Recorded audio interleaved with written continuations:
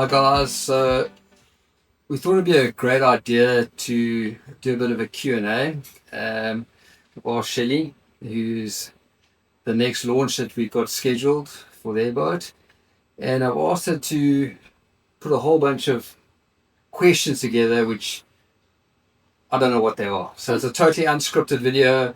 I figured it would be great for her to ask me lots of questions that were concerns to her, things that she thinks, will be great to tell other people. So she's got a whole bunch. She says she's got 100. Let's see what happens. And yeah, Okay. fire away. Okay. So the first one, it seems like everything has a level of compromise, really everywhere, but especially in boat building. So how would you describe Vision has balanced the ideas of performance, livability, and cost in their boats? So yeah, great question. So basically, like I was saying to you the other day, was that when you design a boat, or if you design any boat, as soon as you do 100% in one element, you sacrifice another element. So my goal was always trying to get the boat best kind of packaged together to put the right kind of boat. There's so many different elements. So we can score 80% in every single element. We'll end up with a really good boat. So what was important for me was my target market, which are cruising couples. Can the boat be handled easy? Is it efficient? Um, uh, is the space usable? Um, all the systems on board, you know, keep it simple, stupid. So you don't need to be a hectic technician to be able to fix stuff. Accessibility, um, and just from having a boat off Mozambique myself, understanding the remoteness. Idea is it's a proper cruising boat, and you want to be able to go to remote places where there's just no support. You can't even buy basic tools, can't even buy oil. There's no chandleries, especially off the coast of Africa. It was pretty remote.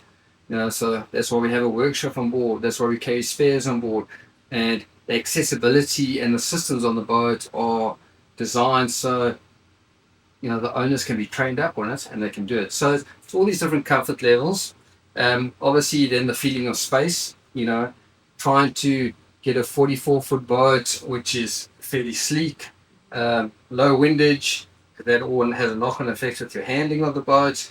Um, and then the feeling of space, your indoor, outdoor living, your feeling in the cabins. Right. So it's putting the ergonomics together, the efficiency together, the equipment we use on board. So you don't have to have big generators. We put a lot of solar power on our boats. We select equipment that doesn't need a lot of power. So it's all these little elements that you pull together to make a vision. So from how it sails right through how it lives at anchor and your basic maintenance. And on the maintenance front, my philosophy is if it's easy to access and maintain, you're going to maintain your boat. If you find it very difficult to access, you're going to say, I'll do it next week. Yeah. And you never get to it. Yeah. So I hope that answers your question. Yeah. Yeah. And another one, speaking of maintenance, what is some of the required maintenance schedule, and do you provide guidance to owners on that? Yeah, so great question. So one of the things we do is obviously when we launch a boat and we go through the handing over process, something we pride of what we do. No, you're just not a number. You're buying into a family and you're buying into a whole support. So when we're handing your boat over, you get extensive training on your nanny engines, on all the different maintenance areas, electrical, steering, all the mechanical parts. So through a whole week process, our technicians are coming and spending time with you and actually making you feel comfortable, maybe a bit overwhelmed sometimes, but really going through the process, a real hand-holding process. And the cool thing is, once you've done that, and you're sailing with me. I spend time sailing with you guys. I walk through all the different ways of changing gears, setting up the boat for your needs. Because you're still here and our technicians available, if you want to have a repeat lesson or you want to ask questions, they are available. So that's the one element. So we don't just say, here are the keys, good luck, Right. see you when we see you. So, there's the handover process we take very seriously. We need to feel comfortable that we've given the information to the client and they've got a pretty good understanding. Uh-huh. As far as the continuing maintenance, one of the things that we found quite difficult is that not everybody comes from the same sailing background, involvement as we are at the yard, or our experiences. They come from a corporate or a pharmaceutical background or whatever, and information we've forgotten, everybody else still got to learn. So that's why we developed our maintenance app. And the idea behind the maintenance app is it becomes the book of life for your boat. It helps and steers the client on what maintenance needs to happen.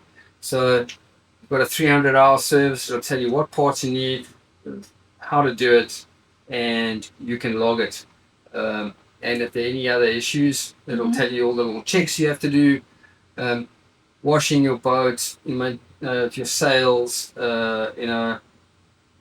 we want to try to cover every single element of the boat, whether it's winches, propellers, things that people don't even see, like washing your boat or polishing your boat, Right. bottom paints, however, there's a lot of information, and the way it works is it's all based on time, whether your boat's standing still or it's been used, it's all based on time. Okay. So whether you forget about it, the app will actually send you alerts.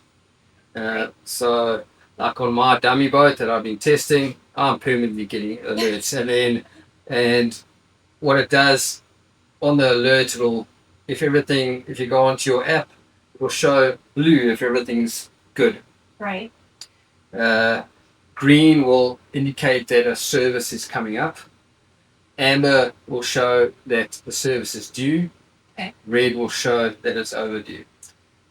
The red is not a good place to be because there's a timestamp attached to red, and if you start abusing the red, after a certain period of time, it'll say, okay, you have been naughty and you have lost the warranty on that part. Okay. So there needs to be some accountability, and there's a process that has to happen for you to zero and to put everything back into blue status. Okay. So this will obviously help with warranty issues. It'll help with resale. It'll help with just clients understanding what they need to do and keep their boat in tip-top condition. And it's not difficult. Like I said, I've been testing on a demo boat for myself. I've seen what happens when I ignore it. Okay. I just get spammed with emails saying, Right. and I get reminders all the time. So I think it's a really great tool that we have, yeah, I'm excited to see the whole lot roll out. We have got some add-ons that are planning for the end of the year, where it'll have full inventory of all the spares you have on your boat, and because we got our storeroom or our workshop, which I'm calling more of a workshop and storeroom, is that the whole concept behind that is you're not hunting for spares. Mm-hmm. You're avoiding crisis. So if something happens, you know that you've actually got your store full of the main items that you could possibly need to divert panic and chaos and being stranded. Mm-hmm. And take impeller or take oil filter or just take whatever. There's a lot of stuff which is standard, but you can walk in there. There's a good chance you've got it. You fix your engine in a calm way. You've got nice accessibility, and the idea of the app is that it keeps inventory.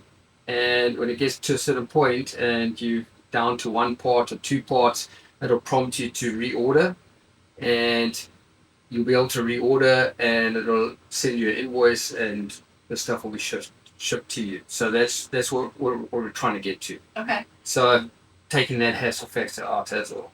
So Yeah, that's so that's kind of what we. It's not all 100% complete yet, but that's what we're striving towards. in addition to the app, what other communication and support can a vision owner expect? Okay, so we've got Hamish who runs our support, and then we've got all our sales agents around the world have also had support centers. So the cool thing is we've got support in the East Coast, West Coast of the US, we've got New Zealand, we've got Australia, and we've got Europe and UK. And so we've got a fantastic support network. The guys, a lot of them actually come from the support world, and sales is a new thing for them, or they run two teams in parallel. And then from the factory side, we've got our own support team, and we've got very much an open door policy at Vision. Even if you're crossing the Atlantic and you've got an issue, all our Vision owners have got access to our electrician, our plumber. They phone up our head electrician and say, "We've got a little problem," and she answers straight away and sorts you out.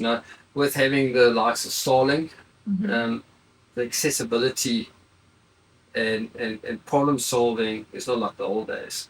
It's not like you had to sail 10 days with a problem, Right. get to Santalina, find a payphone, and then phone And hope someone picks up. Exactly. You catch someone in the office. on a Sunday. So yeah, we have a lot of support. We got clients in Panama. You need a different sail class. We arranged to get it shipped out there. We've got a sail maker that can fix the sails. So we do a lot of support and assistance. From our side. I always said, and I've said to a lot of people, deciding to buy a boat, sign the contract, get the boat built, is 20 to 30% of your total experience. So what happens when the boat hits the water? From there to are you buying into a family, or are you buying into support? Are the people that's surrounded like-minded? Are the other owners like-minded? And at Vision, we're very lucky that all our clientele are like-minded. They all got the same goal. There's a very strong community, and we try our best to support and help that community grow. We are looking at doing additional things. We're not talking if you want to add it to support, is that we're looking at putting some med rallies together. We're looking at putting global rallies together, and keeping. And I think a lot of people are worried about doing these big trips and doing these global trips. Not everybody's so adventurous, and it's because they don't. Well, it just seems too big. And we've got Mark, who's handled a lot of that for other companies like Oyster, and as global support. Having Mark on board is a massive asset for us. Because we know that we can organise something like this, and whilst sailing around the world, you've got the support of the factory. And I think that's really comforting. For sure. So, obviously I'm a female, so kind of along those same lines, have you thought about any future support or events or training that would be specific for women at Vision? Yeah, so it's something that we actually tried to do a little project about a year ago.